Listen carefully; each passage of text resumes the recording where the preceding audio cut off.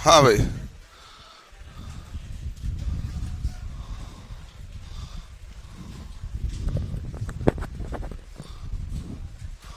हम जो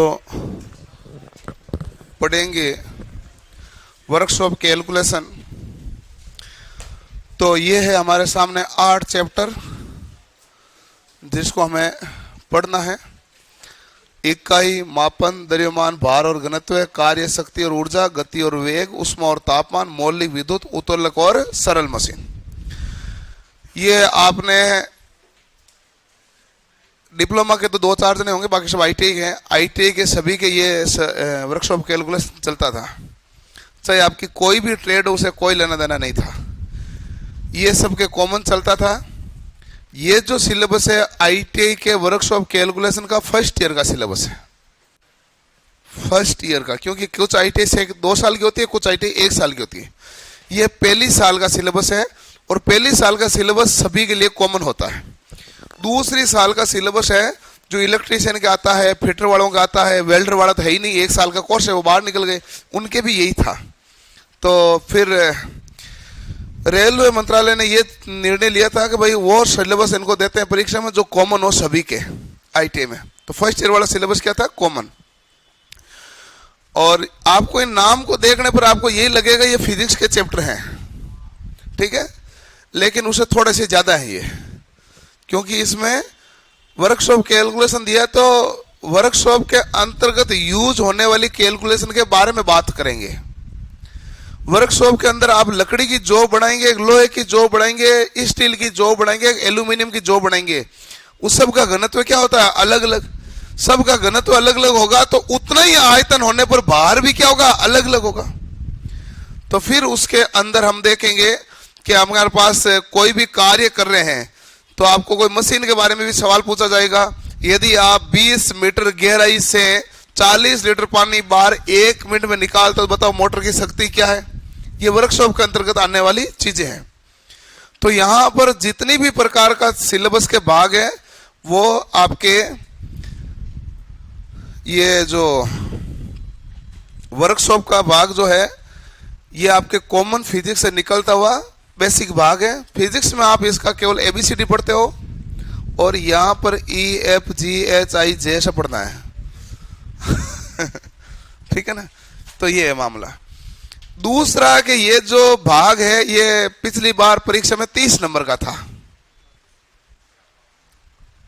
कितना नंबर का था? 30 नंबर का है। 30 नंबर का भाग था। हवा भी लगेगी तो 10 नंबर की लगेगी, 20 नंबर की तो लगेगी भी नहीं ना। हवा भी कितनी की लगेगी? 10 नंबर लगी। आप थोड़ा उधर बैठ जाओ भाई।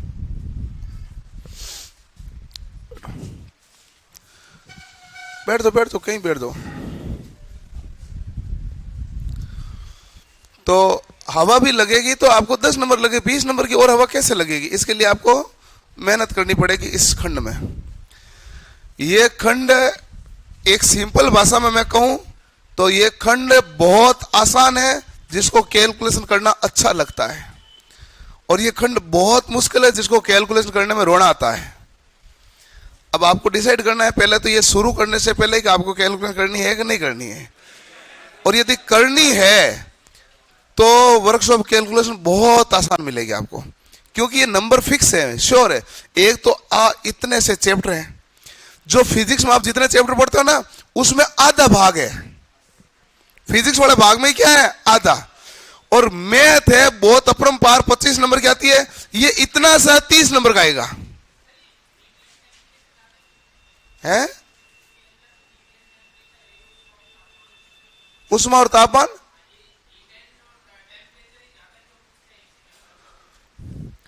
वर्कशॉप में हीट एंड टेम्परेचर ज्यादा क्यों पूछते हैं? क्योंकि आपने जैसे मान लो आप में से फिटर के कौन कौन स्टूडेंट हैं, इनके लगभग जो भी चीजें बनाई जाती है उनको हीट ट्रीटमेंट देना पड़ता है। बिना हीट ट्रीटमेंट दिए इनके पास न पेचकस बनता है, न नट बनता है, न बोल्ट बनता है। सबसे आवश्यक कार्य होता है कि हीट ट्रीटमेंट। तो इसलिए सबसे पहले हीट के बारे में पढ़ना पड़ता है और टेम्परेचर के बारे में पढ़ना पड़ता है, ठीक है। दूसरा टेम्परेचर के बारे में इसलिए भी जरूरी है कि आपके पास कोई भी मशीन है, आपको हर मशीन हर उपकरण पर लिखा आता है कि उसको ऐसे स्थान पर रखना चाहिए जिसका तापमान ये हो, जिसका तापमान वो, ऐसा लिखा जाता है कि नहीं लिखा जाता? इसका मतलब रख रखाव के लिए भी तापमान जरूरी है। आप यदि इलेक्ट्रिकल की मोटर है आपके पास, आपको कहते हैं कि इसको ना उस जगह पर नहीं रखना चाहिए जहां नमी ज्यादा हो, नहीं तो वाइंडिंग थोड़े समय बाद खराब हो जाएगी।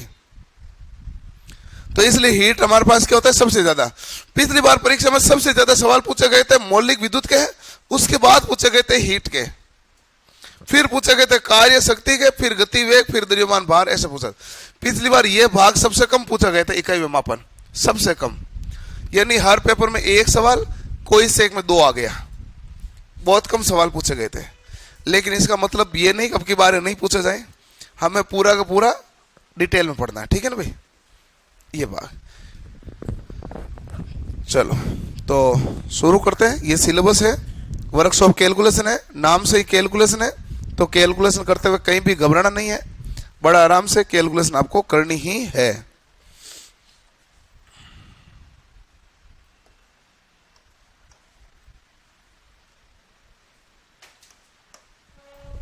चलो, कैलकुलेशन हम पढ़ने से पहले हम देखें इसमें लंबाई के रूपांतरण वगैरह। तो सबसे पहला है कि रूपांतरण हम पढ़ते क्यों हैं, क्योंकि हमारे पास पहले यहाँ ब्रिटेन का राज था, ब्रिटिश वालों ने, उन्होंने पढ़ने वाली चलाई थी एपीएस। इसलिए हमारे यहाँ पर जितनी भी जमीनें मापी गई है वो गज में मापी गई है, फुट में मापी गई है, इंच में मापी गई है, बीघे में मापी गई है, विश्व में मापी गई है, उसमें सब कुछ मापन हुआ है। अब 1960 के बाद में अंतरराष्ट्रीय प्रणाली है वो मीट्रिक बन गई है, तो हम अपने सारे डाटा ब्रिटिश से मीट्रिक में क्या करें, शिफ्ट कर रहे हैं। और अब हमारे पास हर एक लंबाई जो मापी जाती है वो किस मापी जाती है, मीटर मापी जाती है, किलोमीटर मापी जाती है, सेंटीमीटर मापी जाती है, एकड़ में मापी जाती है, हेक्टर में मापी जाती है, लीटर में मापी जाती है। पहले जो दर मापा जाता था गैलन में मापा जाता था, अब किस में मापा जाता है, लीटर में। इसलिए हमें मीट्रिक प्रणाली और ब्रिटिश प्रणाली के बीच में संबंध को स्थापित करते हुए पढ़ना पड़ेगा। क्लियर है हम क्यों पढ़ते? पहले आपने देखे होंगे बहुत जगह है ना ऐसे स्टेशन बने हुए हैं, 101 मील, 22 मील, 20 मील, पहले बस स्टेशन के नाम ऐसे ही होते थे, ठीक है। और अब जो है आपके पास जितनी भी दूरी मापी जाती है रोड पर क्या लगता है, किलोमीटर ना, किलोमीटर। तो इसका मतलब मीट्रिक प्रणाली में आ गए, हाँ ब्रिटिश प्रणाली में नहीं है। तो रूपांतरण पढ़ना पड़ेगा। रूपांतरण है कैलकुलेटिव नेचर, रूपांतरण है कैलकुलेटिव। तो सबसे पहले कैलकुलेशन करने का तरीका सीखना है, और इसमें ऐसा कोई दिक्कत है नहीं कि समझ नहीं है, समझ में सबको आ जाएगा, बट आपको कैलकुलेशन लगातार करनी है, ठीक है ना। चलो, सबसे पहला आया 1 इंच है। 1 इंच में कितने सेंटीमीटर होते हैं? 1 इंच में कितने सेंटीमीटर होते हैं? 2.54। मैं ये पढ़ाऊंगा, उसके बाद ये भी बताऊंगा सवाल कैसे पूछा जाता है, सारे करेंगे, ठीक है ना भाई। 1 इंच में कितने सेंटीमीटर होते हैं भाई? 2.54। ये तो आपके टेक्निकल में भी पूछा हुआ है 2.54 सेंटीमीटर। क्योंकि आपने देखा होगा कि बचपन में जब इसके लेके आते थे तो एक तरफ तो 1 से लेके 15 तक लिखा होता था, और एक तरफ 1 से लेके 6 तक था। जो 1 से 15 था वो हमारे पास किस में था? सेंटीमीटर में। और 1 से 6 था वो क्या था? इंच में। तो लगभग ये होता था कि 15 सेंटीमीटर में 6 इंच हो जाते हैं। 15 सेंटीमीटर में 6 इंच, तो 1 इंच में लगभग कितना सेंटीमीटर हुआ? 2.5। लेकिन वो एग्जैक्ट नहीं था। आपने देखा होगा वो लाइनें कभी बराबर सीध में मिलती नहीं थी, थोड़ी सी टेढ़ी होती थी, क्योंकि एक मान कितना है? 2.5 नहीं, 2.54 है, ठीक है। तो 1 इंच में कितने सेंटीमीटर होते हैं? 2.54। और 1 सेंटीमीटर में मिलीमीटर कितने होते हैं? 10। 1 सेंटीमीटर, देखो 1 मीटर है, 1 मीटर में सेंटीमीटर कितने होते हैं? 100। और 1 सेंटीमीटर में मिलीमीटर, 1 मीटर में मिलीमीटर कितने होते हैं? 1000। 1 मीटर में कितने मिलीमीटर होते हैं? 1000। 1 मीटर में सेंटीमीटर कितने होते हैं? 100। 100 सेंटीमीटर में 1000 मिलीमीटर है, तो 1 सेंटीमीटर में कितना मिलीमीटर है? 10। और आपने देखा था इस स्केल में 1 से 15 तक होता था, तो 1 से 2 के बीच में छोटी छोटी लाइनें कितनी होती थी? टोटल 10। तो वो हमारे पास किसको बताती थी? मिलीमीटर को। ठीक है, तो 1 इंच में 2.54 सेंटीमीटर है। सेंटीमीटर को मिलीमीटर बदलोगे तो किससे गुणा करोगे? 10 से। 10 से करोगे तो आपके पास क्या आ जाएगा? 25.4। कितना आ जाएगा भाई? 25.4। तो हमारे पास 1 इंच में 2.54 सेंटीमीटर या 25.4 मिलीमीटर। यहां तक भी कोई तनाव नहीं है। 1 फुट होता है, इस 1 फुट में पूछा क्या है? तो पहले चित्र देख लेते हैं। जो 1 फुट होता है ना, उस 1 फुट में 12 इंच होते हैं। 1 फुट में इंच कितने होते हैं? 12 इंच होते हैं। और 1 इंच में सेंटीमीटर कितना है? 2.54। तो 12 को 2.54 से गुणा करो। तो 12 को 2.54 से गुणा करोगे तो हमारे पास आएगा 30.48 सेंटीमीटर। कितना आएगा? 30.48 सेंटीमीटर। अच्छा, 30.48 सेंटीमीटर आया, और सेंटीमीटर को मीटर में बदलना तो क्या करना पड़ेगा? 100 का भाग। मीटर को सेंटीमीटर बदलना तो 100 से गुणा। 1 मीटर में कितने सेंटीमीटर होते हैं? 100। 2 मीटर में कितने सेंटीमीटर? 200। 3 मीटर में कितने? 300। तो मीटर को सेंटीमीटर बदला तो 100 से क्या क्या? गुणा। सेंटीमीटर को मीटर बदलोगे तो 100 का क्या दोगे? भाग। 100 का भाग दोगे तो अपना पास क्या आएगा?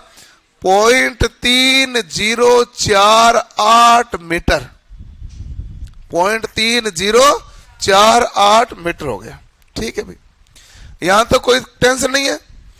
1 गज में कितने फुट होते हैं? गज को आपके यार्ड भी बोला जाता है। गज को क्या बोला जाता है? यार्ड। 1 गज में कितने फुट होते हैं? 3। 1 गज में कितने फुट होते हैं? 3। और 1 फुट में मीटर कितने हैं? 0.3048। तो बताओ 3 फुट में कितने? तो इसको 3 से गुणा करोगे। 3 से गुणा करोगे तो क्या आएगा? 0.9144। इसको 3 से क्या कर दिया? गुणा। भाई 1 फुट में इतने मीटर है, तो 3 फुट में क्या आएगा? गुणा 3 कर दो, तो 0.9144 मीटर। और इतने मीटर है, मीटर को सेंटीमीटर बदलना तो 100 से क्या करोगे? गुणा। 91.44। तो पूछे 1 गज में कितने फुट होते हैं? 3 फुट। 1 गज में कितने मीटर है? 0.9144। 1 गज में कितने सेंटीमीटर है? 91.44 सेंटीमीटर है। तो बताओ गज बड़ा है कि मीटर बड़ा है? मीटर। गज छोटा है। गज क्या है? छोटा। यदि 1 गज 1 मीटर होता तो बराबर होता ना। 1 गज 0.9144 मीटर के बराबर ही हुआ है, तो मतलब गज क्या है? छोटा है। 1 मील आया। 1 मील में कितने गज होते हैं? 1760। 1 मील में कितने गज होते हैं? 1760।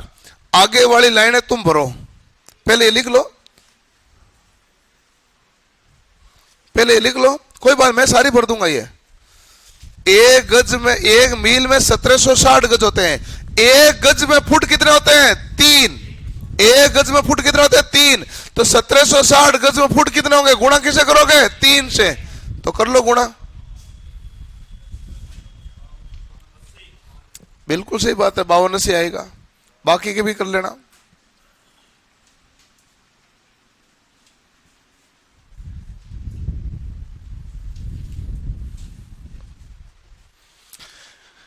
एक मील में मीटर कितने होंगे? 1609।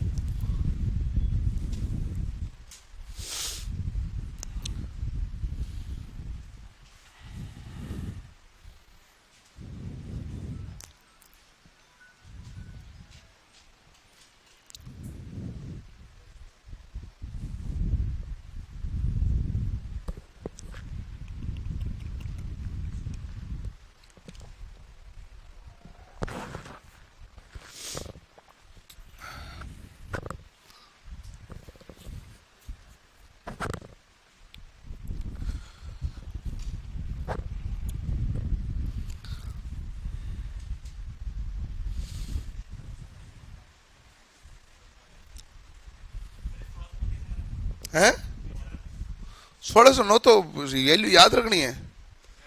हाँ बोले गुणा करो तो गुणा करके निकाल लो। 5280 फुट है और 1 फुट में सेंटीमीटर कितने होते हैं 30.48। 30.48 से गुणा करोगे तो जो वैल्यू आएगी वो सेंटीमीटर में, 100 का भाग दोगे तो मीटर में आएगा। लगभग 1609 होता है। लगभग कितना होता है 1609।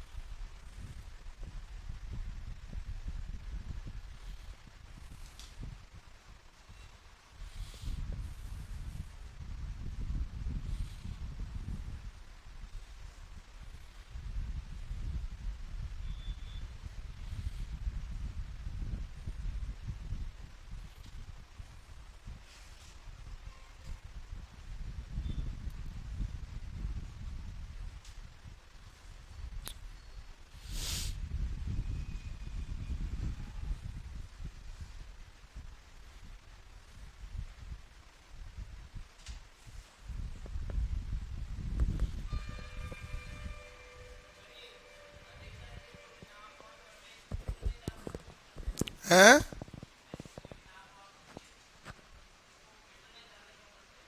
मीट्रिक प्रणाली बना ली ना 1960 के बाद अंतरराष्ट्रीय हो गई। 1960 के बाद में ये जो मीट्रिक प्रणाली है ऐसे प्रणाली अंतरराष्ट्रीय हो गई ना, तो इसलिए कह रहे हैं कि भाई हम मीटर में यदि माप करेंगे तो पूरे मतलब अंतरराष्ट्रीय कहीं भी ले जाओ माप तो वही रहना है, वैल्यू चेंज नहीं करनी पड़ेगी। केवल ब्रिटिश प्रणाली तो केवल एक लोकल देश की बन गई है।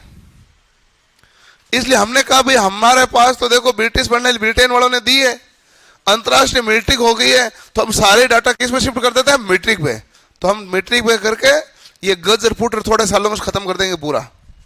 काफी सालों से लगे हुए हैं, धीरे धीरे कर ही देंगे।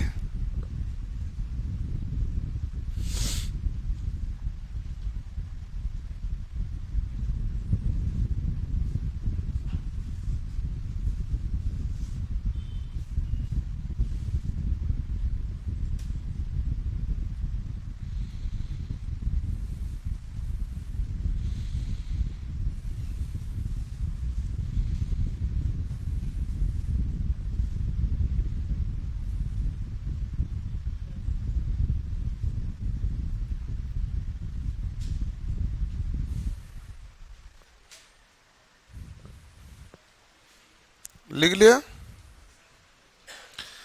1 मील में 1760 गज 5280 फुट 1609 मीटर। 1 सेंटीमीटर में कितने इंच है? आप ऊपर वाली लाइन देखो, पहली लाइन क्या है 1 इंच बराबर 2.54 सेंटीमीटर, यही था ना भाई। तो मुझे 1 सेंटीमीटर निकालना है तो 1 में भाग किसका दूंगा 2.54 इंच। ये आएगा कि नहीं आएगा? 1 सेंटीमीटर में 1/2.54 इंच आएगा। अब 0.54 को भूलो, आप केवल इतना सोचो 1/2 है तो कितना आता है 0.5। 1/2.5 है, 1/2.5 है तो कितना आएगा 0.4 ना। अरे 10 में 4 का भाग दोगे 2.5 आता है, तो 1 में भाग दोगे 2.5 का तो कितना आएगा 0.4। अब ये आप 5-4 का भाग दो तो आप कह रहे 0.4 से भी थोड़ा कम आएगा, 0.4 से भी थोड़ा कम आएगा। और ये होता कितना है भाग देख के चाहे तो आप चेक कर लेना 0.3937, 0.3937। अच्छा मुझे फिर ये मैंने क्यों बताया, ये मैंने इसलिए बताया आपको आइडिया लग जाएगा भाई 0.4 से कम है तो आपको ये पता चलता है 0.4 से कम आपने कौन सी राशि पढ़ी थी 0.3937, याद रह जाएगा। ठीक है, अब देखो आराम से 1 सेंटीमीटर में इतने इंच है। आप मुझे बताओ 1 मीटर में सेंटीमीटर कितने होते हैं 100। 1 मीटर में सेंटीमीटर कितने होते हैं 100। 1 सेंटीमीटर में कितने इंच है 0.3937। 100 सेंटीमीटर में कितने इंच है, इसको किससे गुणा करोगे 100 से। 100 से गुणा करोगे तो क्या आएगा 39.37 इंच आएगा कि नहीं आएगा?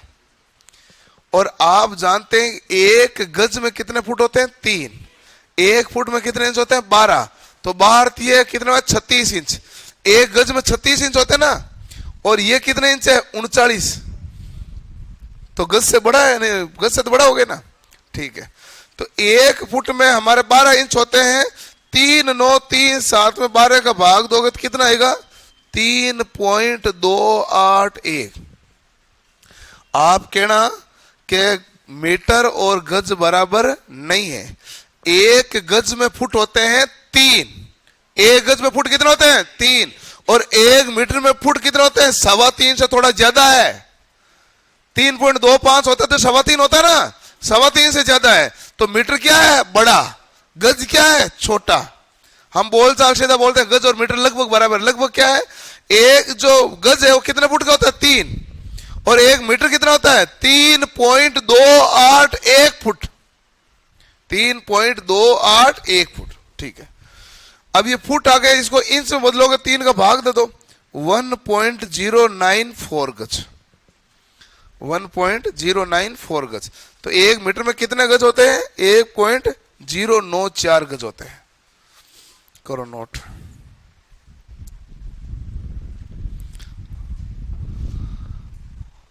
अब दिमाग में बत्तियां आपके जपाजप करने लग गई है। और ये तो हमने शुरू किया है, ऐसा हम बहुत करने वाले हैं आगे। अभी तो केवल लंबाई चल रही है, वो भी पूरी हुई नहीं है।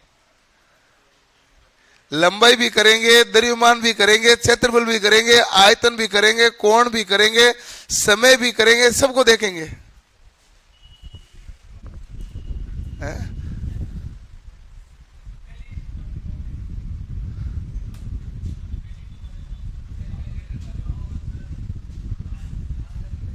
ये डरा नहीं, ये तो है कि आपको कैलकुलेशन करना सिखाएगा। अब आगे मैं सवाल देता जाऊंगा ना, तो ये तो मैं इसलिए पहला चैप्टर ये पढ़ाना जरूरी है ताकि आपको गुणा करने की आदत डाल दें। अब आगे जितना भी मैं भी सवाल करूंगा तो सब में पॉइंटों में चीजें चलेगी, तो ये कंफर्म हो जाएगा कि आपको गुणा आता कि नहीं आता। गुणा के अलावा कुछ नहीं करना उसमें। ये हो गया। ये कब याद होगा? जब आप प्रैक्टिस करेंगे। और प्रैक्टिस कैसे करेंगे? ये सवाल दूंगा तो कर लेंगे आप। सवाल ये है कि 30 मीटर है, 30 मीटर में कितने गज है?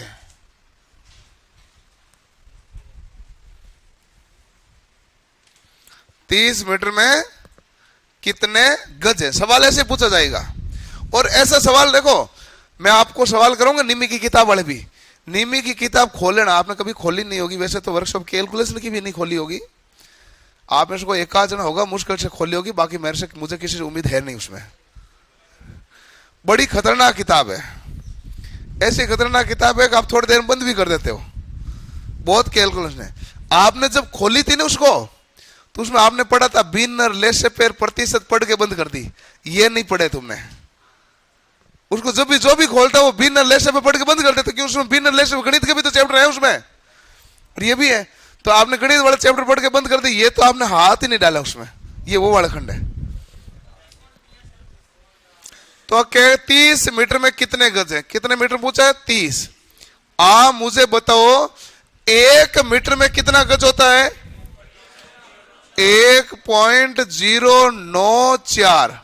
इनको करोगे अब आप गुणा करोगे तो 4 तिये 12, 9 तिये 27, 12 27 28 हो गए ना, 1 28, ठीक है। ये आगे 10 लो, और क्या हो गया? 3 30, 3 1 30 ही हुआ ना भाई। क्या कर दिया मैंने हासिल नहीं लगाया नहीं। 32.820। हाँ, हासिल नहीं लगा, ठीक है। 32.820। ये हमारे पास क्या बन गया भाई? गज में।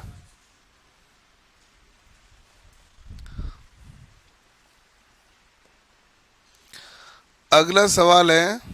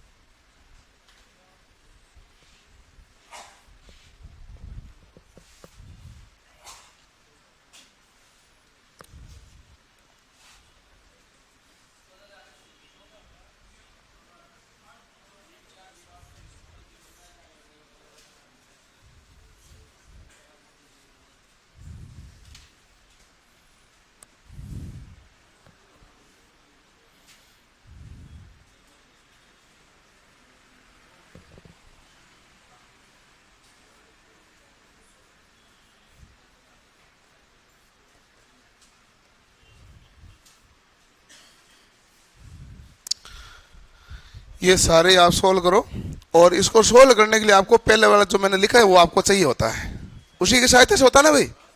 करो आप।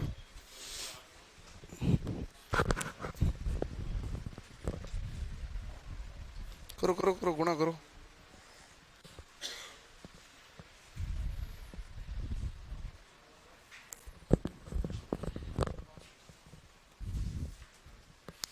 नमस्ते।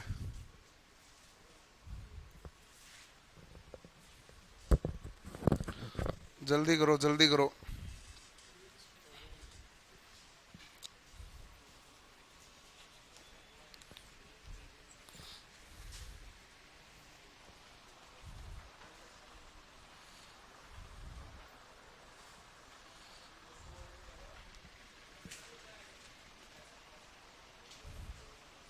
एक मील में कितना गज है? एक मील में कितना गज है? एक मील में कितना गज है? ये है। 8 मील में कितना होगा? तो गुणा किससे करोगे? 8 से। करो फिर। ये क्या लिख दिया तुमने? ये क्या है? ठीक है, फिर कोई दिक्कत नहीं, करो।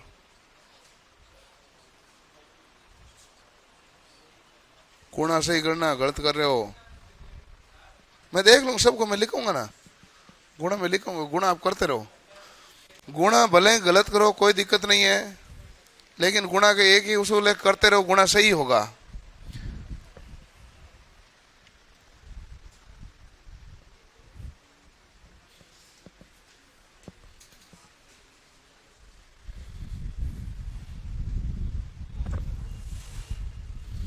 बाकियों को करने दो भाई, आपसे हो गए तो बढ़िया है।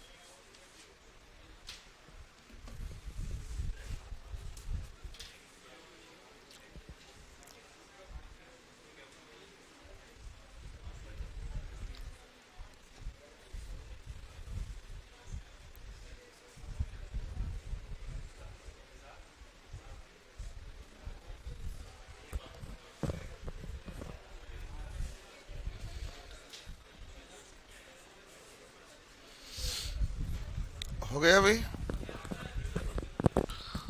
कोई गड़बड़ नहीं है किसी का?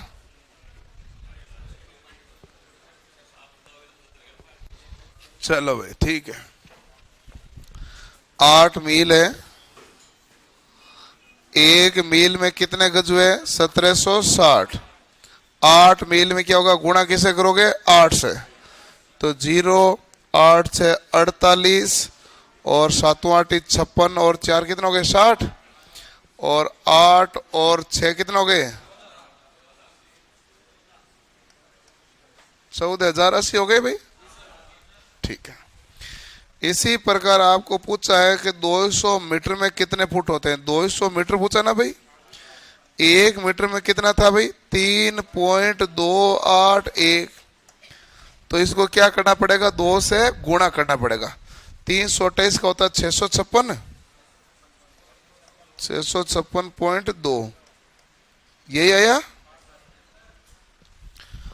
अगला आपको पूछा है कि 25 इंच में कितने सेंटीमीटर होते हैं? 25 इंच है, 1 इंच में 2.54 होता है। तो कितना हुआ? 63.50। ठीक है भाई, 63.50 सेंटीमीटर। और 15 मील में पूछा कितना मीटर होता है, और 1 मील में कितना होता है? 1609। 15 नमा 135, 15 इंटू 16 240, 241 35 है क्या?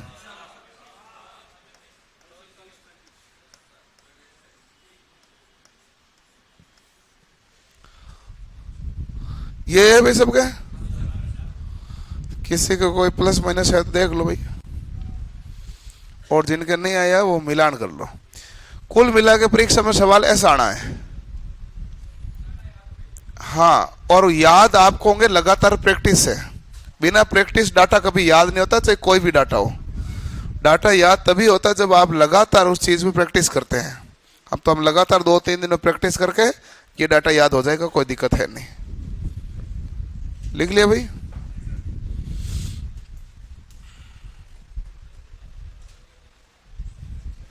आगे देखें। अगला हमारे पास है थोड़ी सी इंपॉर्टेंट चीज। 1 मील में पूछे कितने किलोमीटर है, तो वो तो हमने बता दिए थे। मील में मीटर तो बता दिया ना अभी। तो 1 मील में यदि किलोमीटर पूछे तो 1.609, ये क्या आएगा? किलोमीटर। 1 मील में 1609 तो मीटर है, और मीटर को किलोमीटर बदलना तो 1000 का क्या देना पड़ेगा? भाग। तो 1 मील में किलोमीटर कितने हुए? 1.609। ठीक है। तो 1 किलोमीटर में मील कितने हो गए? तो आप कहेंगे 1 में भाग दो। किसका भाग दोगे? 1/1.609 भाग दोगे तो वैल्यू क्या आएगी? 0.622। वैल्यू आएगी 0.622। तो 1 किलोमीटर में कितने मील होते हैं? 0.622। 1 किलोमीटर में फुट कितने होते हैं? देखो, 1 मीटर में फुट कितने हैं? 3.281। 1 मीटर में फुट कितने हैं? 3.281। 1000 मीटर में कितने फुट होंगे? तो इसको 1000 से गुणा करोगे। 1000 से गुणा करो, कितना आएगा? 3281। ठीक है। और यही सवाल इसने पूछा है कि 1 किलोमीटर यानी 1000 मीटर, 1000 मीटर में फुट कितने होंगे? 3281। 3281 फुट हो गए। ठीक है। 1 माइक्रोन बराबर कितने मीटर होते हैं? 10⁻⁻⁶। 1 माइक्रोन, माइक्रो मतलब 10⁻⁻ क्या होता है? माइनस है। और मिली में बदलना है माइक्रो को, तो 10⁻³ लिख दो, या 1/1000 लिख के मिलीमीटर कर दो। एक ही बात है ना भाई? 1 माइक्रोन, माइक्रो मतलब 10⁻⁻⁶, और माइक्रोन को मिली में बदलोगे 10⁻³ को, या 1/1000 को, या 0.001 को। एक ही बात हुई। ठीक है। एक फरलांग में कितने गज होते हैं? एक जो फरलांग है ना ब्रिटिश प्रणाली में थी, और एक फरलांग में हमारे पास 220 गज होते हैं। एक फरलांग में गज कितने होते थे? 220। और एक मील में फरलांग कितने होती थी? 8। एक मील में 8 फरलांग और एक फरलांग में 220 गज। तो बताओ मील में गज कितना हुआ? 8 गुणा 220, और 8 गुणा 220 करोगे तो क्या आएगा? 1760। 22 8 176 रहेगा। एक फरलांग में कितने गज होते हैं? 220। एक फरलांग में 220 गज। एक मील में कितने फरलांग? 8। तो एक मील में कितने गज हुए? 8 गुणा 220 बराबर 1760। अब आता है नाविक मील। नाविक मील को इंग्लिश में कहते हैं नॉटिकल मील। और एक नाविक मील में कितने मीटर होते हैं? 1852।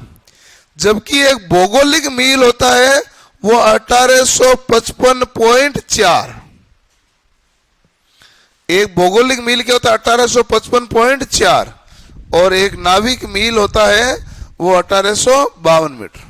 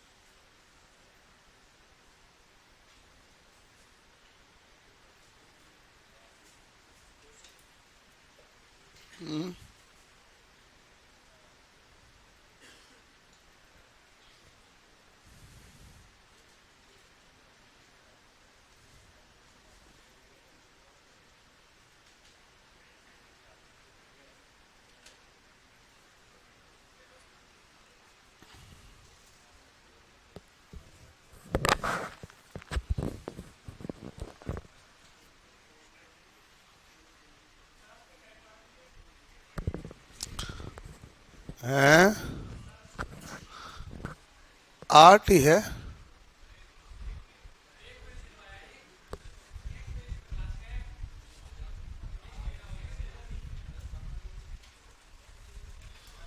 एक महीने बाद आए हो हैं? ये तो आप तो यहां बैठते थे खंबे के पास में, वही है ना? हाँ, मैं लोकेशन से पहचानता हूँ ना। मेरा आपकी लोकेशन यहाँ है, मुझे पता चलता है ना कौन सा सवाल किधर से आ रहा है।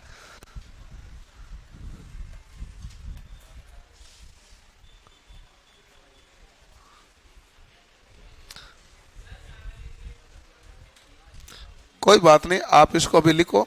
अभी तो मेरी क्लास 2 घंटे की है, तो अभी तो 1.25 घंटा बाकी पड़ा है। ऐसे ही गुणा करता जाऊंगा। लिख लिया? ठीक है भाई। लिख लिया तो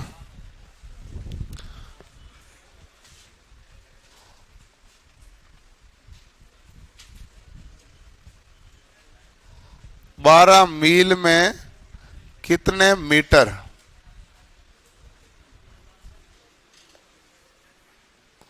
अगला, आवाज मत करो भाई। 18 नाविक मील में कितने मीटर? अगला है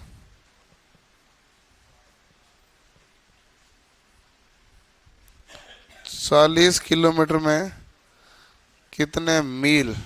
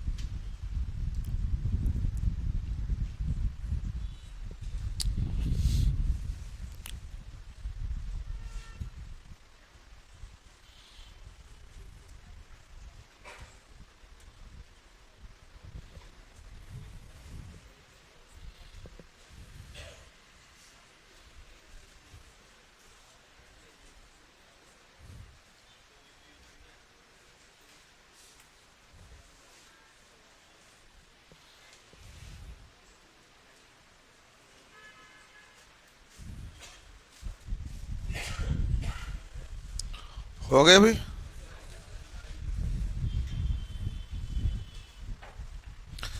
12 मील में कितने मीटर हैं? 12 है मील, और 1 मील में मीटर है 1609। वैसे तो 1609 के आगे भी पॉइंट है 1609.3, लेकिन उतने पॉइंटों को लेना देना है नहीं, हम 1600 की जगह 1609 तक आ गए हैं। वैसे तो ये क्या है कि बराबर एग्जैक्ट तो मैच करती नहीं ना, इसलिए लगातार चलती है। 0.344, अब इतना कहां करेंगे? 12 गुणा 1609 करो तो बताओ कितना आया? 19,308।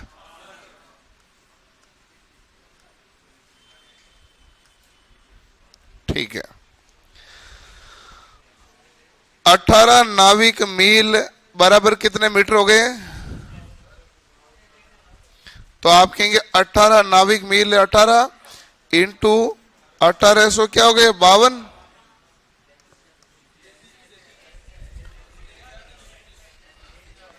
33,336।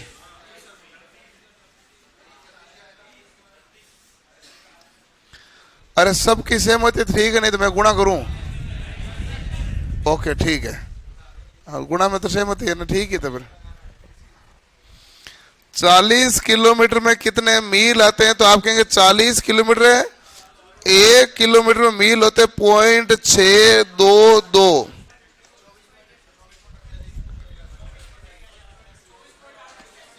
ठीक है भाई, 24.88 मील।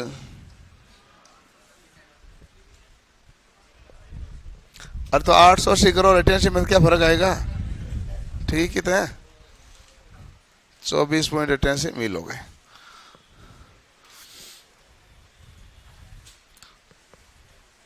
बताओ, कोई दिक्कत नहीं है?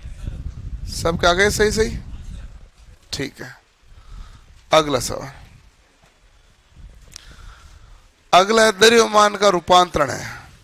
ये द्रव्यमान का जो रूपांतरण हम कर रहे हैं, ये सारा अंग्रेज काम में लेते थे, ब्रिटेन वाले। तो ब्रिटिश प्रणाली है जो आपस में रूपांतरित हो रही है। ब्रिटिश प्रणाली आपस में तो रूपांतरित होगी ना भाई, छोटी बड़ी तो होती है। जैसे मान लो कि केवल यदि मैं मीटर की बात करूं तो सेंटीमीटर, और सेंटीमीटर 100 सेंटीमीटर से मीटर, 1000 मीटर से किलोमीटर, ऐसे बढ़ता है कि नहीं बढ़ता है? तो कोई भी एक मापक यंत्र भी होगा तो भी उसमें राशि छोटी बड़ी तो होगी कि नहीं होगी? सब है ब्रिटिश प्रणाली में, सभी द्रव्यमान मापने का, लेकिन छोटी बड़ी होती है। 100 वेट में 4 क्वार्टर होते हैं। 100 वेट में क्या होता है? 4 क्वार्टर। ठीक है, अरे क्या क्वार्टर क्वार्टर करें? तुम्हारा एजेंडा होना चाहिए रेलवे क्वार्टर पर।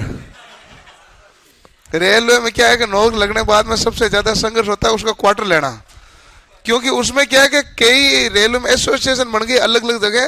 राजस्थान में इतनी नहीं है कि जिसमें इनके ए बी सी कैटेगरी होते हैं ना, उसमें यह कहते हैं कि सी कैटेगरी वाले ना सी में ही खाली हो तभी लेना, हाँ ए वाले ए में खाली हो तभी लेना। तो वो, और उसकी बड़ी मारा मारी रहती है। जब आप जिस डिपार्टमेंट का, और उस डिपार्टमेंट का क्वार्टर खाली हो ही नहीं रहा उसमें, तो कई दिनों तक बाहर आपको वेट करना पड़ता है। जैसे मान लो जेई है तो साहित्य उसको थोड़ा बड़ा मिलता है, और ग्रुप डी को छोटा मिलता है, तो अलग अलग कैटेगरी रहती है। तो अब उन्होंने ये कर दिया, जैसे मान लो कि कपूरथला की तरफ तो उन्होंने ये कर दिया पूरा। अब यहाँ मुझे पता नहीं, यहाँ को कोई मिला नहीं तो वहां उन्होंने ये कर दिया कि कोई जेई है वो चाहकर भी ग्रुप डी वाला नहीं ले सकता। उन्होंने बैन कर दिया वहां कि जेई है वो जेई वाला ही क्वार्टर लेगा। तो जेई वाला क्वार्टर खाली होंगे तभी फॉर्म भरना, तब तक तुम बाहर हो। ये, हाँ, ये सारे एसोसिएशन देखती है पूरा काम, जो अंदर देखती है। तो उस क्वार्टर की बड़ी मार रहती है। ये छोटे मोटे क्वार्टर तो मिलते रहते हैं। 100 वेट में कितने क्वार्टर हैं? 4। एक क्वार्टर में कितने पौंड होते हैं? 28। एक क्वार्टर में कितने पौंड होते हैं? 28। और एक पौंड में औंस कितने होते हैं? 16। एक पौंड में औंस कितना होता है? 16। और एक औंस में ड्रॉम कितने होते हैं? 10। देखो, केवल ब्रिटिश का ब्रिटिश में है तो आंकड़ा बड़ा साफ सुथरा रहा, बिना दशमलव का आएगा। केवल मीट्रिक का मीट्रिक में है तो आंकड़ा साफ सुथरा आएगा, बिना दशमलव आएगा। लेकिन जैसे ब्रिटिश मीट्रिक में जाएगा, मीट्रिक वाले ब्रिटिश में जाएंगे तो दशमलव वाला में आ जाएंगे। जैसे मान लो आप देखें ना कि 1 मीटर में कितने सेंटीमीटर? 100। पॉइंट थोड़ी है कहीं, लेकिन मीटर को गज में बदलोगे तो पॉइंट आएगा, गज को मीटर में बदलोगे तो पॉइंट आएगा, क्योंकि दो अलग अलग प्रणालियां थी। और ये पूरी प्रणाली ब्रिटिश है। तो 100 वेट में 4 क्वार्टर, एक क्वार्टर में हमारे पास 28 पौंड, एक पौंड में 16 औंस, एक औंस में 10 ड्राम। करो नोट।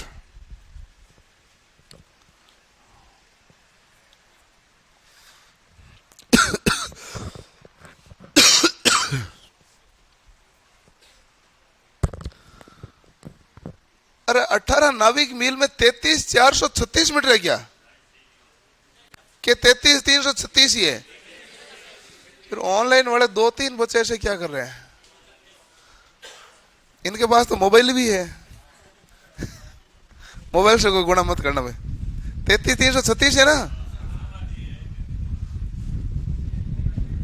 इधर आ तुम, शीर्ष से बैठे ना। और कैसे है मैं बताऊं कैसा हूं? बैठ सीधे सीधे, कहीं भी बैठ जा। एक तो लेट आया, ऊपर से करा, और ठीक है।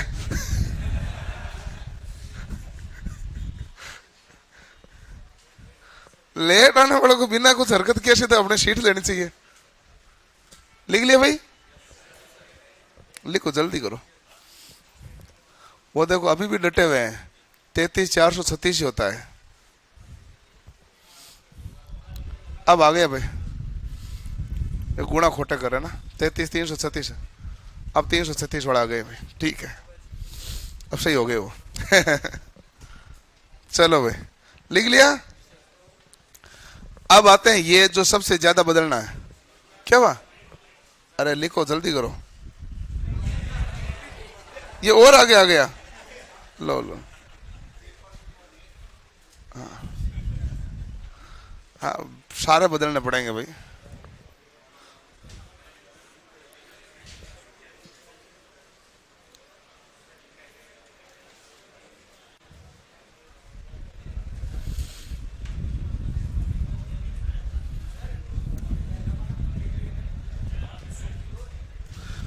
हंड्रेड वेट का मतलब 100 किलो नहीं है, क्योंकि किलो किस में है? मीट्रिक में। ब्रिटिश में तो किलो है ही नहीं कुछ, ब्रिटिश वाले तो जानते भी नहीं है किलो क्या होता है, तो इसलिए मैंने लिखा ये ब्रिटिश है। 100 वेट को गलती से भी किलो मत मानना कहीं। उन्होंने अपना मात्रक बनाए थे, हमारे मात्रक उतने काम आए नहीं, हमारे पौंड और औंस काम आए, उनको हम लेके देखते हैं भी। अब तो लिख लिया, 1 किलोग्राम में कितने पौंड होते हैं? तो आप कहेंगे 1 किलोग्राम में 2.205 पौंड होते हैं। और 1 पौंड में कितने किलोग्राम होते हैं? 0.4536 किलोग्राम होते हैं। 1 औंस में कितने ग्राम होते हैं? 28.35 ग्राम होते हैं। कितने होते हैं? 28.35 ग्राम। अब देखो टन है जो 3 तरीके के दिए हुए हैं। यदि 1 मीट्रिक टन लिखा हुआ है तो उसका मतलब होता है 1000 किलो। 1 लॉन्ग टन लिखा हुआ है मतलब 1016 किलो। 1 शॉर्ट टन लिखा हुआ है मतलब 907 किलो।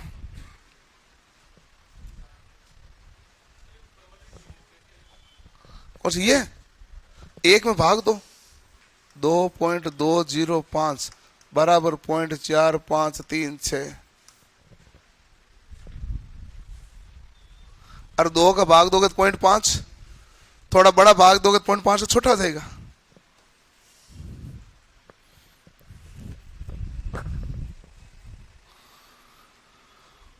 टन में ये है, साहित्यिक टन में स्पेलिंग भी ये होती है, TONNE है। मीट्रिक टन में टन की स्पेलिंग ये है। हाँ, 1 टन होता है लॉन्ग टन, 1 होता है शॉर्ट टन। पहले तो हम केवल मीट्रिक टन देखते थे, 1000 किलो। यदि आपको लॉन्ग टन के बारे में पूछे तो आप कितना बताएंगे भाई? हाँ, 1016।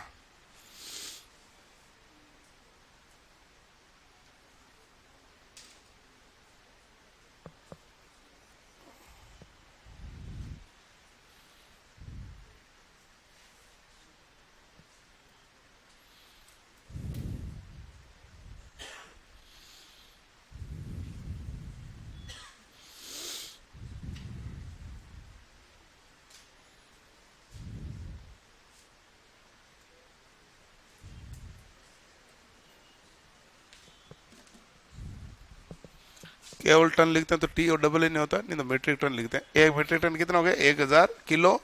लॉन्ग टन होता है 1016 और शॉर्ट टन होता है तो 907 किलोग्राम।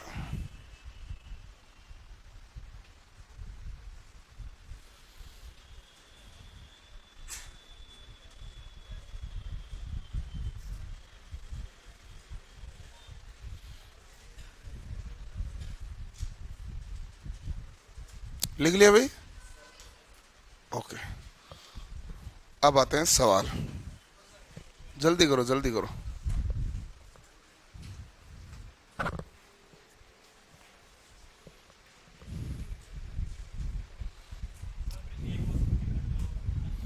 हैं? 1 हॉर्स में केजी कैसे होते हैं?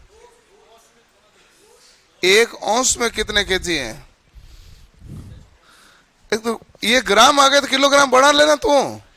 0.02835 किलोग्राम। ग्राम में 1000 का भाग दे तो किलोग्राम आ जाएगा। किलोग्राम को 1000 से गुणा करते ग्राम आ जाएगा।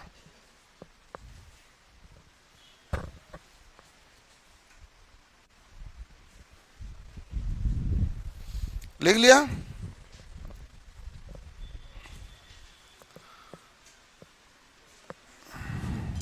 फिर सवाल है भाई, देखो 8 किलोग्राम है, इसमें कितने पौंड है? पहला सवाल। दूसरा सवाल है 20 पौंड है, उसमें कितने किलोग्राम है? तीसरा सवाल 40 पौंड है, उसमें कितना औंस है?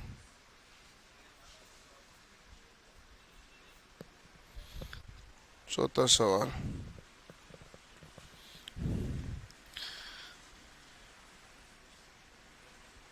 35 औंस है, उसमें कितने ग्राम है?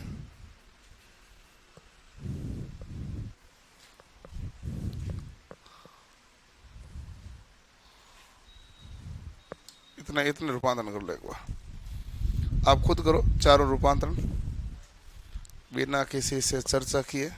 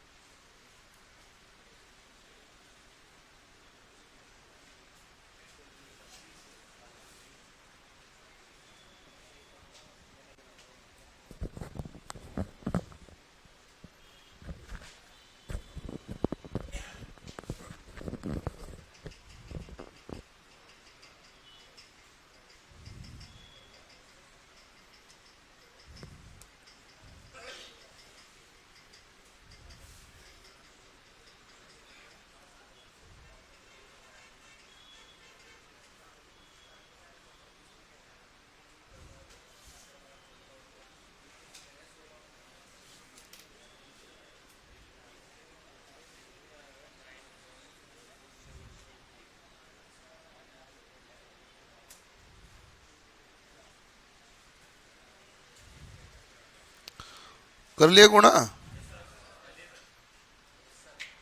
बाकी कर रहे हैं, करो भाई फटाफट।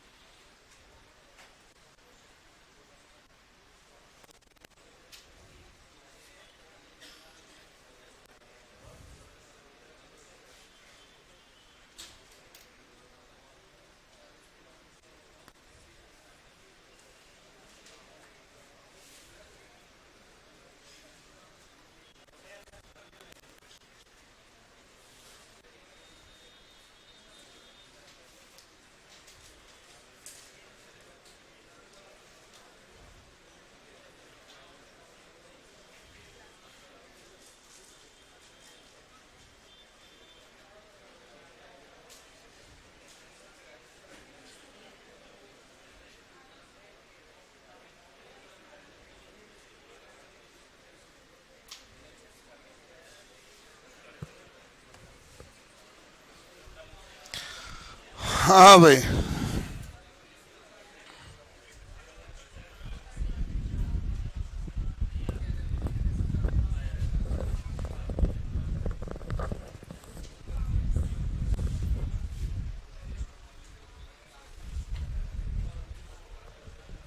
हो गया। पहला सवाल है 8 किलोग्राम में कितने पौंड है। 8 किलोग्राम है, 1 किलोग्राम है 2.205, तो 8 किलोग्राम में कितने हो जाएंगे? 17.640 है ना, 640 पौंड, ठीक है। अगला है 20 पौंड में कितने किलोग्राम है।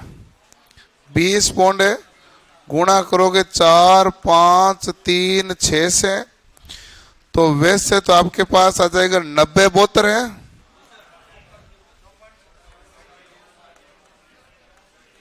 यही आ क्या? ठीक है।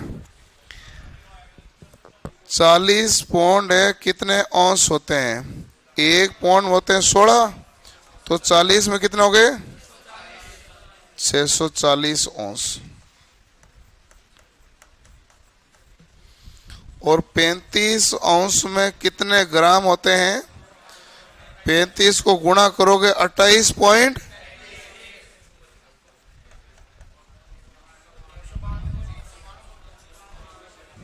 कितना है?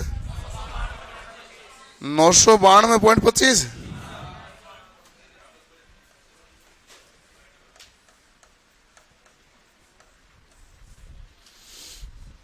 चलो भाई, यही आया,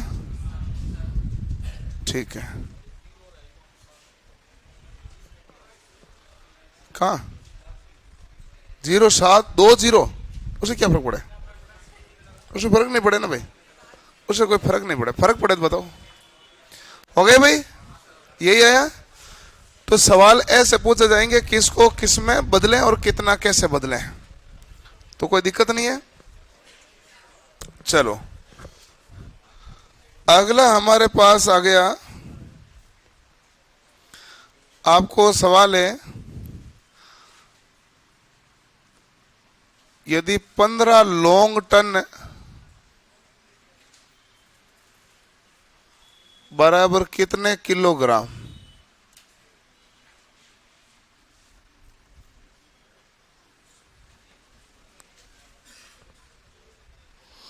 अगला है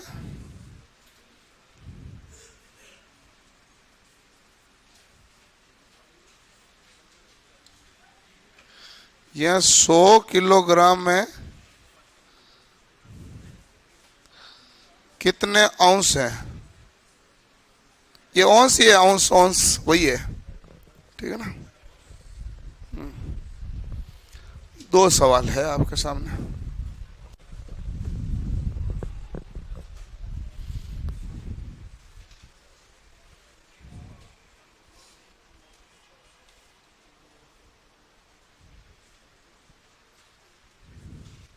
हाँ हाँ,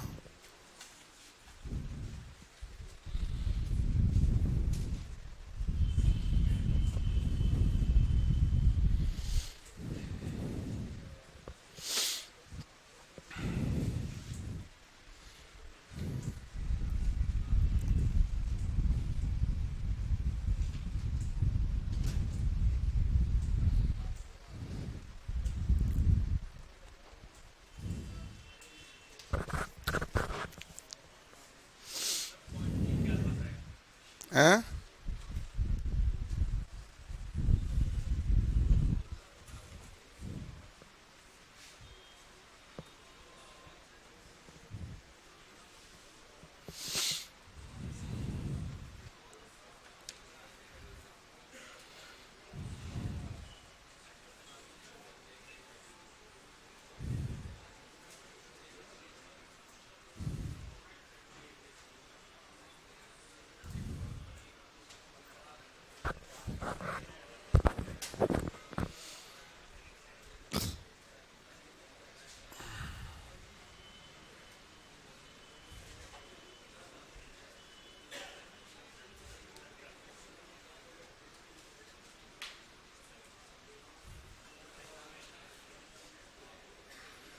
हो गया। 15 लॉन्ग टन यानी कि 15 गुणा 1000 16, 16 इंटू 15 होते हैं 240। तो ये क्या हो गया? 15 240।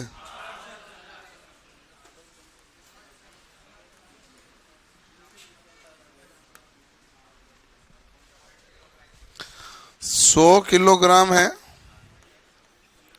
किलोग्राम को यदि आप पौंड में बदलते हैं तो 2.205, और एक पौंड में औंस कितना होते हैं? 16।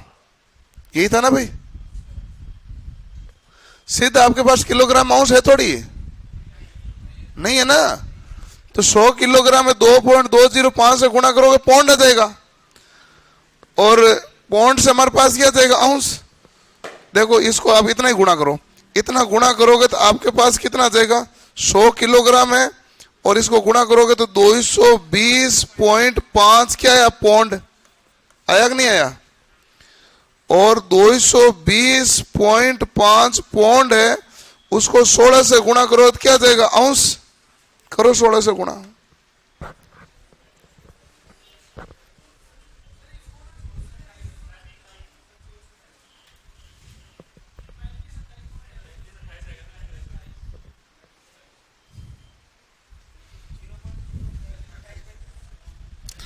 अट्ठाईस 35 ग्राम से, वो एक औंस में होता है।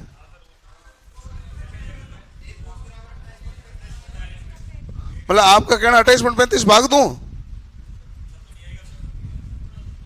नहीं, आप मुझे बता दो ना, मैं वैसा करता हूं, कोई दिक्कत नहीं है। एक मिनट एक मिनट, एक औंस बराबर होता है? एक औंस बराबर क्या होता है?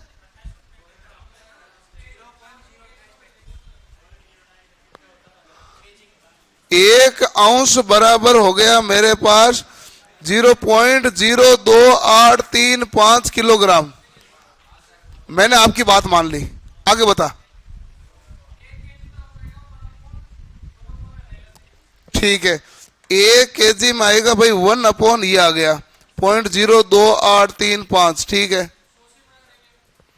100 से गुणा कर देंगे। ठीक है, आने दे। अरे आएगा तो 28-35 का भाग देना मेरा आसान थोड़ी है। मेरे गुणा करना आसान, 28-35 का भाग देना आसान कब हुआ है?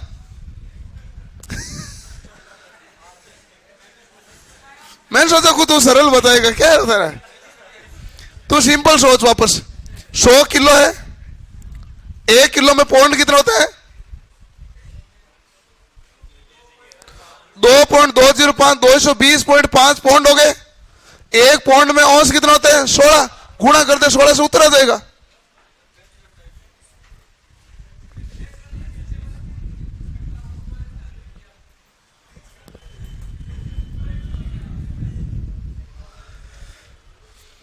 कितना है? 35 27। अरे ठीक ठीक भाई, 35 28 पॉइंट इतना ही है। मान लिया भाई इतना ही है। और ठीक है,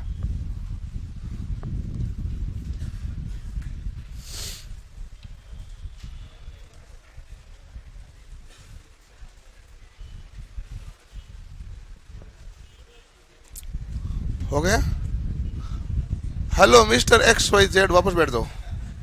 मैं 2 घंटे क्लास में कहीं नहीं जाने देता। 2 घंटे क्लास में सुबह क्या किधर जाने दूं?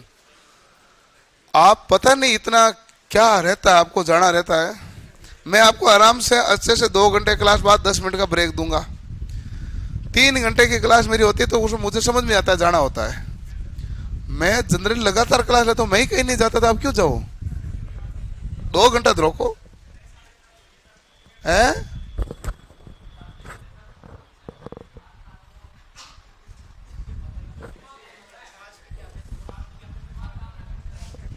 छाछ पी के आओगे दिमाग काम करेगा? चाय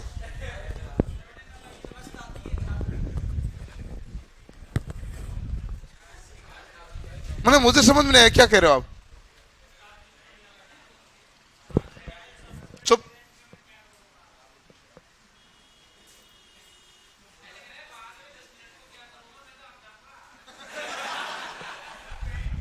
मैं अब नहीं भेजूंगा। तो तुम्हें क्लास में शुरू होने से पहले ऐसे करके आना चाहिए था काम। इतना तो शेड्यूल होता होगा ना। जैसे आप बस में जाते हैं तो बस वाला बीच में बार बार थोड़ा रोकता है, ऐसे रोक दो, अरे रोक रोक दे, टाइम हो गया। अब वो कहेगा 10 मिनट बाद स्टॉप पे जाएगा, वो 10 मिनट का मैं क्या करूंगा? ऐसा नहीं होता ना। तू जा, फिर मेरे गड़ा आएगा। बाकी ध्यान रखना चाहिए, क्योंकि तुम्हें उसकी चीज की नीड नहीं है, तुम्हें होते बाहर घूमने की नीड थोड़ी सी, और ये पॉसिबल कंडीशन नहीं रहेगी। हाँ भाई, समय का रूपांतरण। समय का रूपांतरण है। 1 शताब्दी में वर्ष कितने होते हैं? 100। 1 वर्ष में महीने कितने होते हैं? 12। 1 लीप वर्ष में दिन होते हैं 366। 1 वर्ष साधारण होता है 365। 1 माह होता है, सूर्य मास होता है, उसमें 30 या 31 माना जाता है। भाई क्या लिखते हैं? 30 या 31। ऐसे मत करना फरवरी 28 होती है। महीना 30 या 31 का होता है, क्योंकि 365 दिन होते हैं ना, तो 12 के भाग दोगे तो 360 आता है। और यदि मान लो 31 के हिसाब से करोगे तो और ज्यादा चाहिए दिन, तो इन दोनों के बीच में होता है।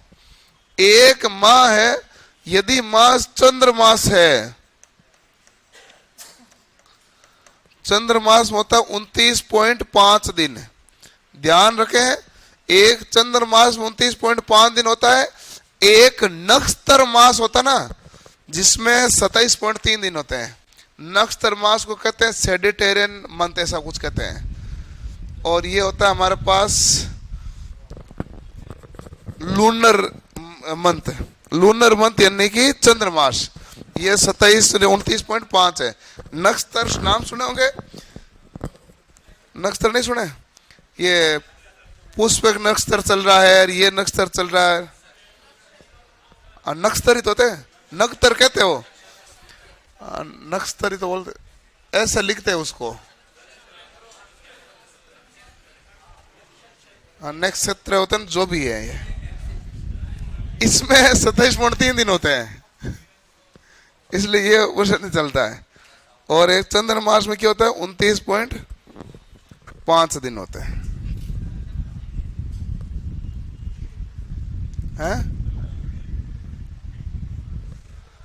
चंद्रमास 29.5 दिन होता है। चंद्रमास होता है ना, ये एकम, दूज, तीज, चौथ, पंचम, छठ, ये चंद्रमास के हिसाब से होता है। अपने दिवाली, होली किस हिसाब से आती है? चंद्रमा के हिसाब से है। हाँ, तिथि बोलते हैं, वो चंद्रमासित है।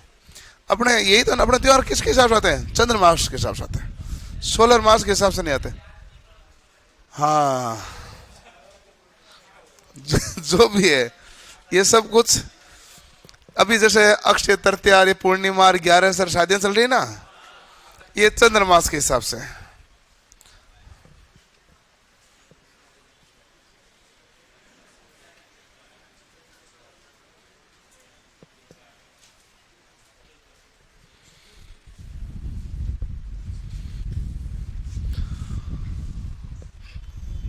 सोलर मास होता है जिसके हिसाब से हमारा कैलेंडर चलता है, ये अपना ये मंथ चलता है 1 2 3 4 तारीख है, ये सोलर मंथ के हिसाब से चलती है।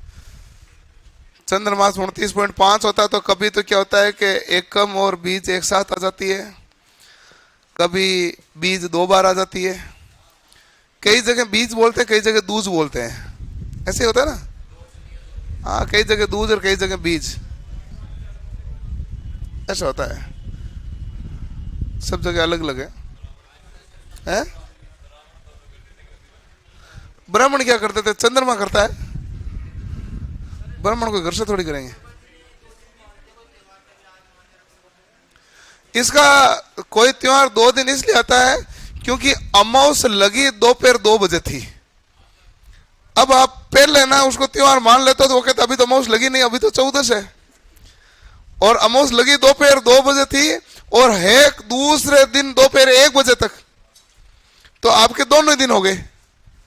इसलिए वो कहते कोई इसमें माने कोई उसमें माने। अभी आजकल अभी पिछले होली और दिवाली दोनों कंफ्यूजन में चले, ये होली और दिवाली कंफ्यूजन में चले थे, फिर पता चला मना ली और आगे वाले दिन का वेट ही नहीं किया। ये है ना। अभी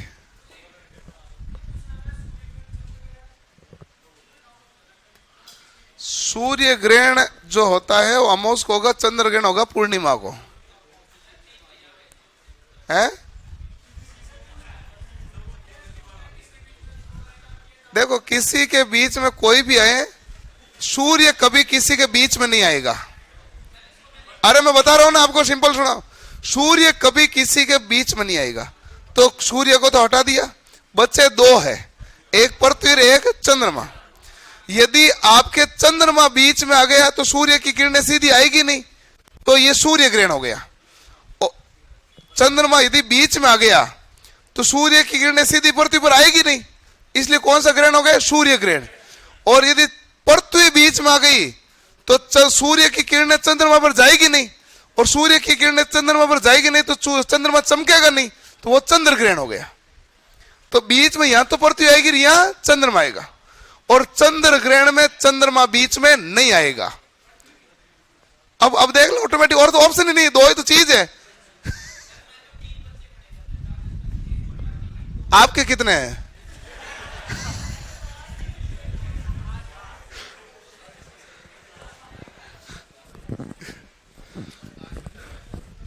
एक सिंपल केस है, इतना से ध्यान रखना, सूर्य कभी बीच में नहीं आएगा, तो बच्चे 2 ही हैं। अमावस्या, अमावस्या भूतों का खास दिन कैसे होता है? पता नहीं, मेरे भूतों से जानकारी है भी नहीं। अमावस्या की रात काली रात होती है, काली रात में आपको ना पत्ता भी हिलता तो आपको लगता होगा भूत है, मतलब मेरी ऐसी थ्योरी है, बाकी मुझे नहीं पता क्या है। अमावस्या की रात काली रात होती है क्योंकि उसमें चंद्रमा चंद्रमा नहीं निकलता है, तो काली रात होती है। तो काली रात में आपको क्या है, कोई पत्ता भी हिलता है आपको लगता है भूत होगा। और तो भूतों का क्या खास होता है?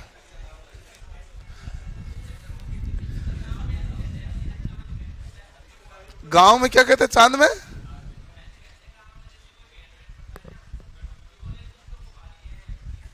हाँ, ये कहते हैं बिल्कुल। ये वैसे चंद्र ग्रहण का इतना नहीं कहते, सूर्य ग्रहण का विशेष रूप से करते हैं। सूर्य ग्रहण में तुलसी के पत्ते लाने चाहिए, वो जो खाना है वहां पर रखना चाहिए, यहाँ रखना चाहिए, वो रखना चाहिए, करते थे। बाकी कुछ नहीं है। जैसे मान लो हमारे उधर भी क्या है कि भैरू जी का प्रसाद होता है ना, वो कहते हैं कि लड़कियों को नहीं खिलाना चाहिए, कोई भी दोष भी आ जाए, ठीक है ना। तो अपने ये ग्रहण में भी ये कहते हैं कि लड़कियों पर, महिलाओं पर भारी होता है, बाकी अपने पर तो कुछ भारी है नहीं, अपने तो जीवन में खुद ही दिक्कत है। ये है ना भी, ऐसा ही है।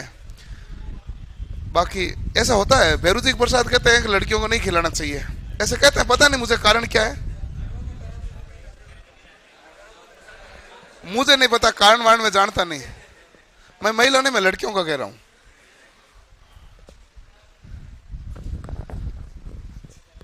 ठीक है भाई, अब अपना उधर कहां से गए? इधर इतना 29.5 लिखना था, लिख लिया। कोण के मात्रक है,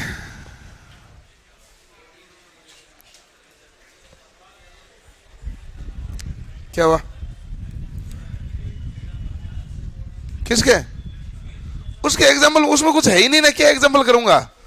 आपको मैं पूछूं 1 साल में 12 महीने, तो 8 साल में कितने महीने? ये तो सीधे सीधे दिख रहा है। जहां कंफ्यूजन है मैं अपना आप सवाल करा दूंगा, और आपको कहने की आवश्यकता नहीं, मैं खुद ज्यादा कराता हूं और आगे मैं करूंगा प्रैक्टिस में। जहां सवाल बनता ही नहीं तो क्या ही बनाएंगे आप? जहां कई जगह जानकारी चाहिए होती है, कई जगह सवाल बनाने पड़ते हैं, दोनों अलग अलग केस है। अगला हमारे पास है सेंटीसीमल यानी कोण का मात्रक। पहला है सेंटीसीमल, दूसरा है सेक्साजेसिमल मात्रक। सेंटीसीमल मात्रक यह कहता है कि एक राइट एंगल को कहते हैं समकोण। राइट एंगल क्या कहलाता है? समकोण। और एक समकोण बराबर क्या होता है भाई? तो आप कहना एक समकोण बराबर 100 ग्रेड होते हैं। एक समकोण बराबर क्या होता है? 100 ग्रेड। 100 ग्रेड को आप ऐसे लिखते हैं 100 जी, और जी यहां लिखा जाता है। ये क्या होता है? 100 ग्रेड होते हैं। और एक ग्रेड बराबर 100 मिनट होते हैं। एक ग्रेड बराबर क्या होता है? 100 मिनट। और 100 मिनट है तो मिनट का निशान होता है ये। 1 मिनट बराबर 100 सेकंड होंगे। 1 मिनट बराबर 100 सेकंड होंगे, और ये सेकंड का निशान होगा ये। ये बहुत पुरानी पद्धति थी, पहले कोण में इसी पद्धति का प्रयोग किया जाता था। आजकल इसका प्रयोग नहीं किया जा रहा है, इस पद्धति का प्रयोग किया जा रहा है जो सेक्साजेसिमल मात्रक है। इसमें एक समकोण बराबर 90 डिग्री होता है। एक समकोण बराबर क्या होता है? 90 डिग्री। तो ये 90 डिग्री ऐसा लिखते हैं। 1 डिग्री में 60 मिनट होती है। 1 डिग्री में कितने मिनट है भाई? 60 मिनट है। 1 मिनट में कितने सेकंड होती है? 60 सेकंड है भाई।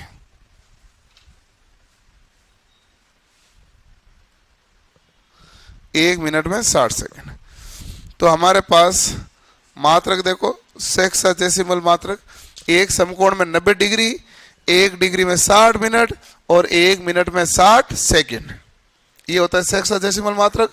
और एक समकोण में हमारे पास 100 ग्रेड होते हैं। 1 ग्रेड में 100 मिनट होते हैं, 1 मिनट में 100 सेकंड होती हैं। ये सेंटीसीमल मात्रक पद्धति थी पुरानी, अब ये चलती है, इसलिए आपने सबने यही पढ़ा है। लेकिन यदि परीक्षा वाला पूछ ले कि बताओ सेंटीसीमल मात्रक के अंदर एक समकोण बराबर कितना होता है, तो 90 डिग्री नहीं है, 100 ग्रेड है, इसलिए पता होना चाहिए। ये तो आपको आता है, इसके साथ ये पता हो गया।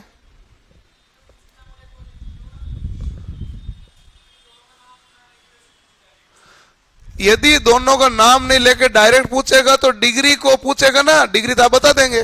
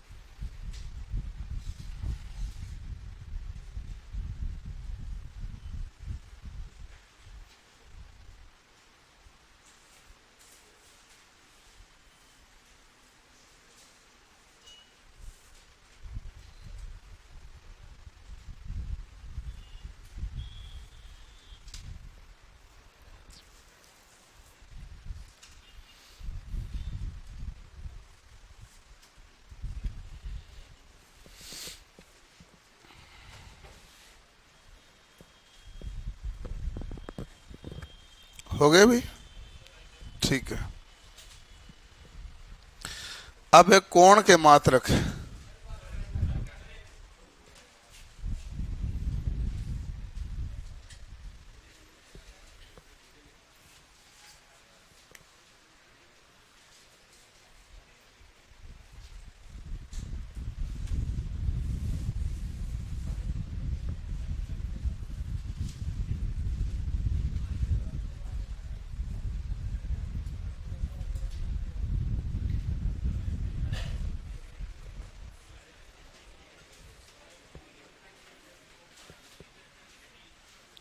हो गया भी? ठीक है। अब देखो,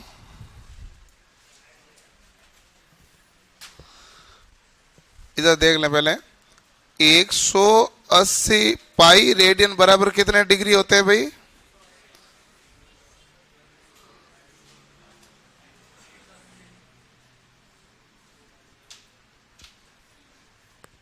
180 डिग्री है ना।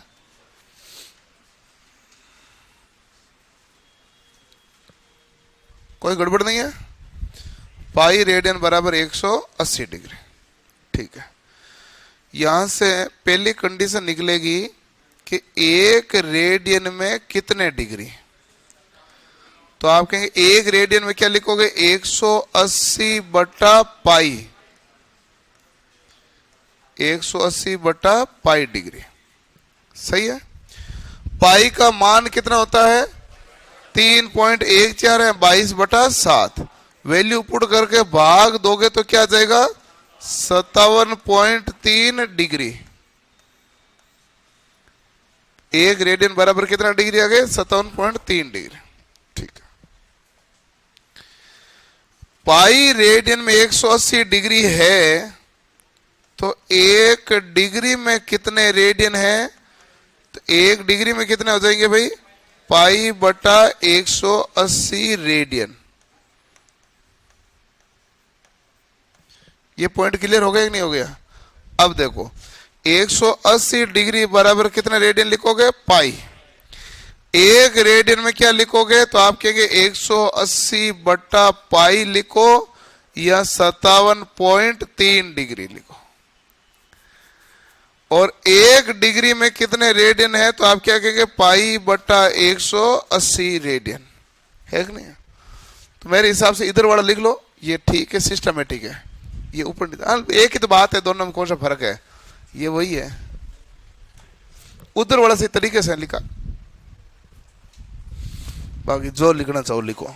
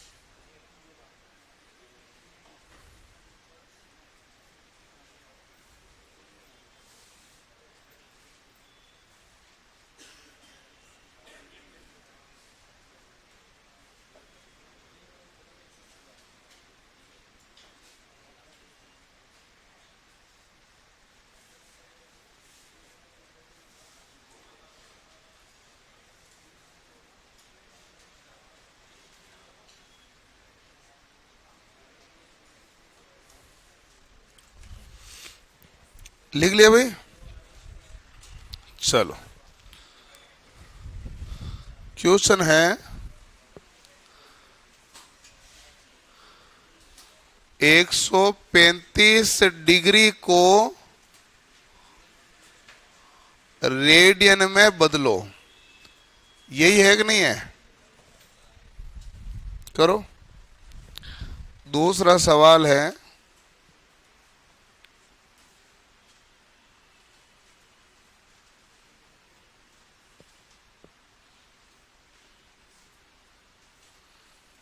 पाई बटा 2 रेडियन को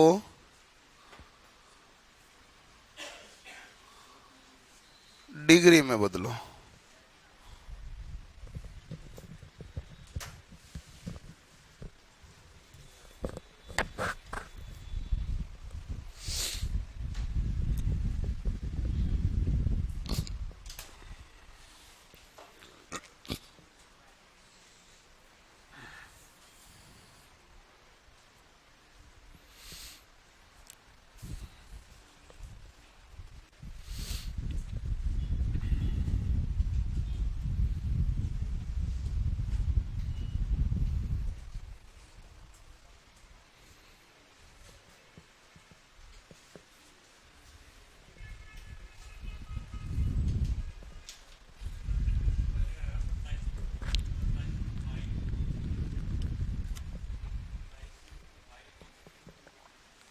यो 27,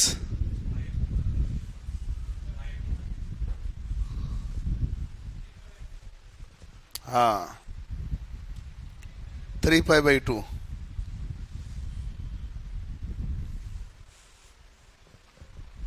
देखो 135 डिग्री है, 1 डिग्री में होता है हमारे पास कितना? पाई बटा 180। यही होता है।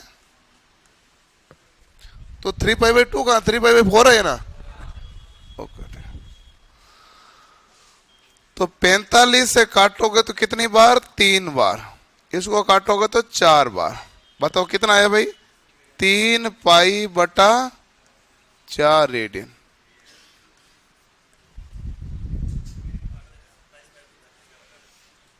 सत्ताईस पाई बटा 36। हाँ तो काट लो ना, फिर आगे काटो। 3π/4 रेडियन हो गया। अगला है पाई बटा 2 रेडियन है, इसको किस में बदलना है? डिग्री में। पाई बटा 2 रेडियन है, और आप जानते हैं कि 1 रेडियन होता है 180 बटा पाई डिग्री। होता है कि नहीं होता है? पाई से पाई गया, भाग दिया तो कितना है भाई? 90 डिग्री।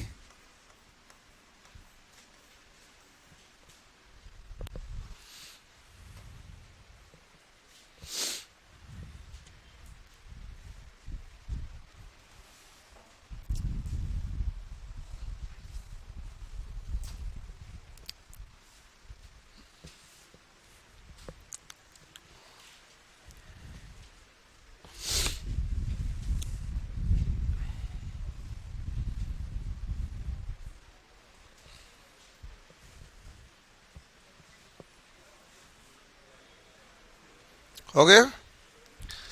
अब किसी को कोई डाउट्स वगैरह पूछना है तो आप पूछ सकते हैं।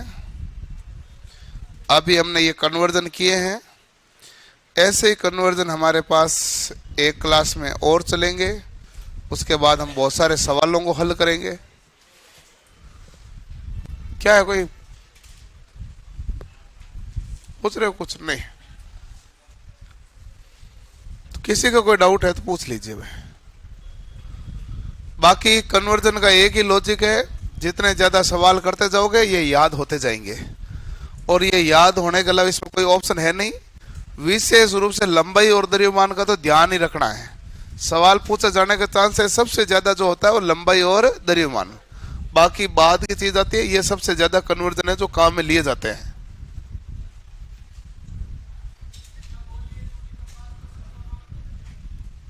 खगोलीय दूरी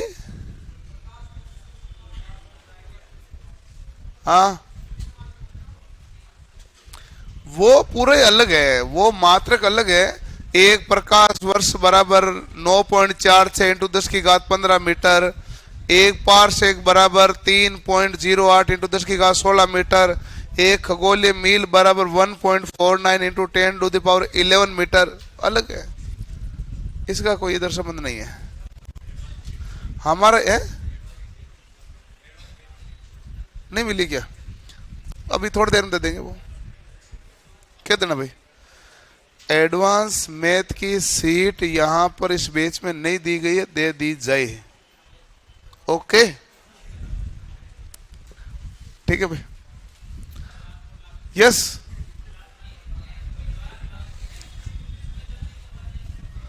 ऐप में हम शाम को अपडेट कर देते हैं। मेरी सुबह वाली क्लास जो हुई थी ना आज, उसमें एक कंफ्यूजन था कि कल मैंने क्लास तो ली थी, सारी क्लासें ली थी, लेकिन मेरी तबीयत थोड़ी ठीक नहीं थी। मैंने क्लासें सारी ली थी, तो मैंने कहा भाई मैं टेबलेट लेके सो रहा हूँ, शायद तक मैं 7 बजे वाली क्लास नहीं ले पाऊँ, इसलिए आप कार्तिक जी की रखना। यदि मैं आ गया कोचिंग तो मेरी लगा देना। तो मैं और कार्तिक जी दोनों ही आए थे। फिर कार्तिक जी को मैंने कहा मेरा आधा घंटा का मैटर बाकी है, तो उन्होंने कहा आप करा दो। मामला ये था, इसलिए अब उसमें क्या लिखे फिर? क्या ये भी आएंगे तो ले लेंगे, नहीं तो ये ले लेंगे, ऐसा थोड़ा लिखे हैं, इसलिए नहीं लिखा। बाकी तो लिखा ही जाता, शाम को अपडेट तो हो ही जाता ना। जनरली शाम को अपडेट होता है, हैं? कोचिंग आने के बाद में तो चेंज होता है। चेंज होने की कंडीशन कभी भी लागू हो सकती है। चेंज होने की कंडीशन तो कभी भी लागू, कोचिंग आने के बाद तो केवल चेंज होता है। जैसे मान लो रात को ये टाइम टेबल बनाए, सही था, सो गए, फिर पता चला सुबह उठने पर कि भाई आज ये सर नहीं आ पाएंगे, तो फिर पूरा क्या होता था? चेंज। तो चेंज तो यहाँ आने बाद ही होता है। बाकी टाइम टेबल हम ऐसा कोई खास परिवर्तन नहीं करते हम, जिसके कारण आपको कोई परेशानी हो। पढ़ने आते हो, पढ़ते आओ, 7 बजे आते हो, 7 बजे क्लास होती है। ऐसा थोड़ी हो आप आए मास्टर नहीं आए, ऐसा तो हुआ नहीं है। कोई ना कोई तो जरूर आता ही है। ठीक है भाई।